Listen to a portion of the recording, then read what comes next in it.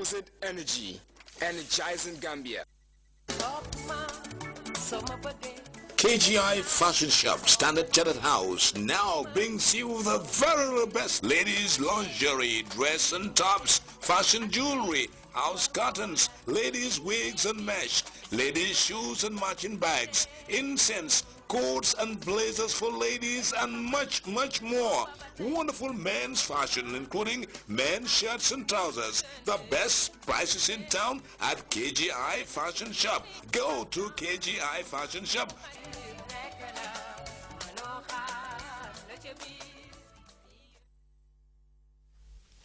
Welcome back to the news. At least 40 people have been killed in a series of bomb blasts in a northern Nigerian state of Kano and a dozen others injured. And an Islamist group in Mauritania says it has beheaded a French tourist. For more on those stories and others, we turn to this African News Roundup. 1 people were killed Monday in a series of bombings, including a suicide attack in the northern Nigerian city of Kano. Dozens are injured. Islamists from Boko Haram are the prime suspects in the killings, although no one has claimed responsibility for the attacks. This is not the first time there has been a bomb attack in that garage. We expect that security should be beefed to the high brim to forestall any reoccurrence. Presently, what is going on is a shame. Boko Haram is blamed for attacks against Christians and the kidnapping in Cameroon of 7 French citizens. The group wants to create a Sharia Muslim state in the north of Nigeria. President Goodluck Jonathan said he is determined to fight a permanent war against terrorists in the country. Akin Islamists say they have beheaded a French hostage, according to a communique published by a private Mauritanian press service close to the Islamic radicals. The Al-Qaeda affiliates say the killing is in revenge for French army actions in Mali. Philippe Verdon was kidnapped by the Islamists in November 2011. Militants still hold another 14 French hostages in West Africa. Est-ce que vous confirmez la mort de Philippe Verdon?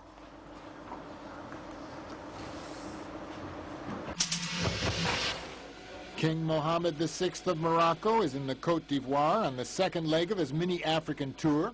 The king is accompanied by a large contingent of Moroccan businessmen. The Côte d'Ivoire needs new partners to help its failing economy. The visit follows a stop in Senegal. The king will next visit the oil-rich Central African country of Gabon.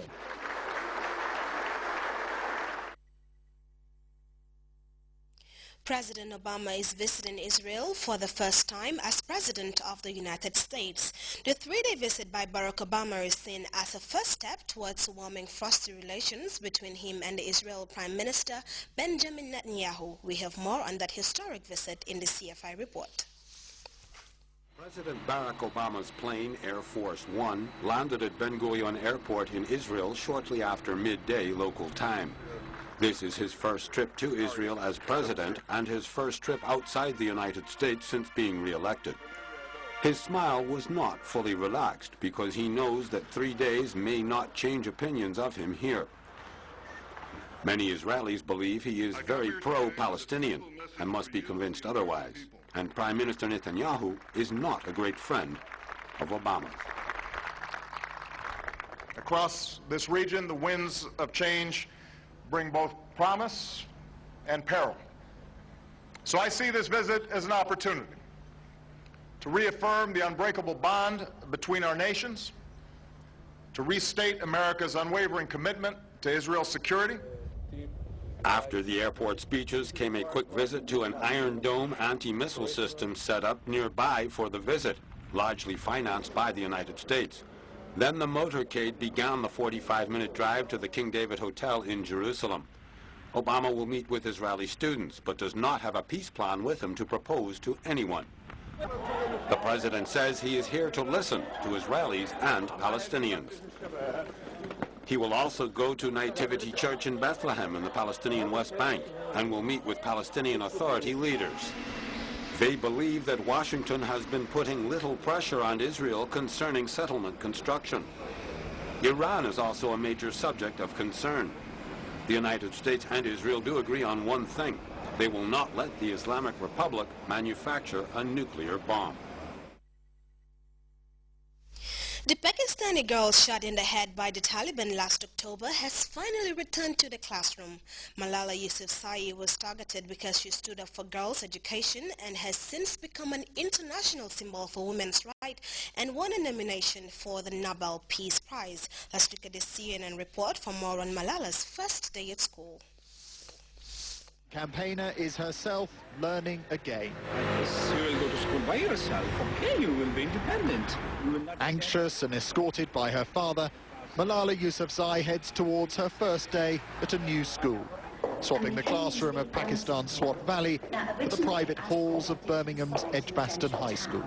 I think it is the happiest moment that I'm going back to my school, and today I would have my books, my bag, and I would learn, I would talk to my friends, I would talk to my teacher.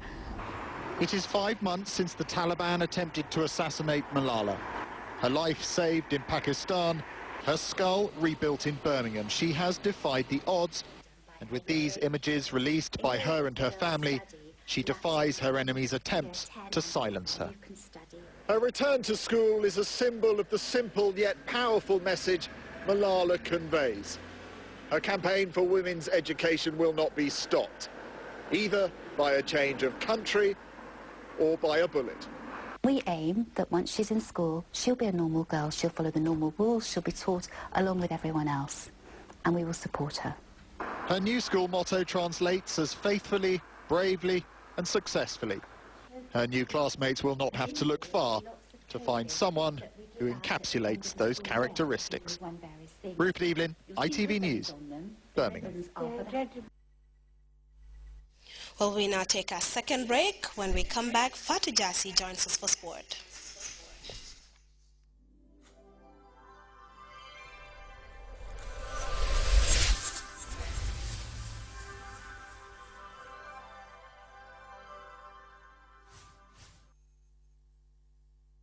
Mic test 1, 2, 3, mic test. Welcome back. We are now joined by Fatou Jassi for a look at the sports. Fatou? Thank you very much, Aji Ami. David Beckham has been chosen as China's new football ambassador, although his new role is not without controversy. CNN's Alex Thomas explains that the role might tarnish Beckham's impeccable image. Flawless global image could be damaged by his new role as China's football ambassador. Beckham was forced to defend himself after flying into Beijing to make his first appearance since accepting the position. The Paris Saint-Germain midfielder and former England captain says he's there to promote football development, and he insists he's not getting paid despite reports to the contrary. China's Super League has been dogged by controversy and corruption, but Beck says that's nothing to do with him.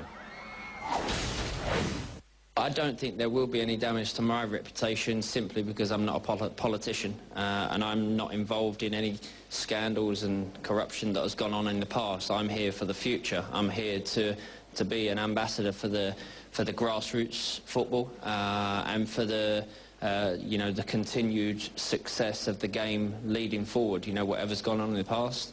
Like I said, I'm not a politician, so nothing to do with me. The head coach of Australia's swimming team has quit a month after a damning report into their dismal London 2012 performance. Aussie swimmers, normally so strong at the Olympics, only claimed 1 relay gold and no individual titles for the first time since 1976. An independent review claimed there was a toxic culture within the team which allowed bullying, harassment and misuse of alcohol and prescription drugs. Now Lee Nugent has stepped down, although his boss said the coach could return. He was convinced that he needed to move on, he was tired, he's exhausted from the process that he's been through over the last 4 years, and he just needs to regroup himself, give him some time out, and come back in a role with Swimming Australia. Well, that's all in sports. Back to you, Aji. Well, thank you, Fatou. And before we go, a reminder of our top stories. Senior officials of the West African Examinations Council are meeting in Banjul to dissect the activities and operations of WAEC national officers and chart a way forward. The West African Institute for Financial and Economic Management has taken a crucial step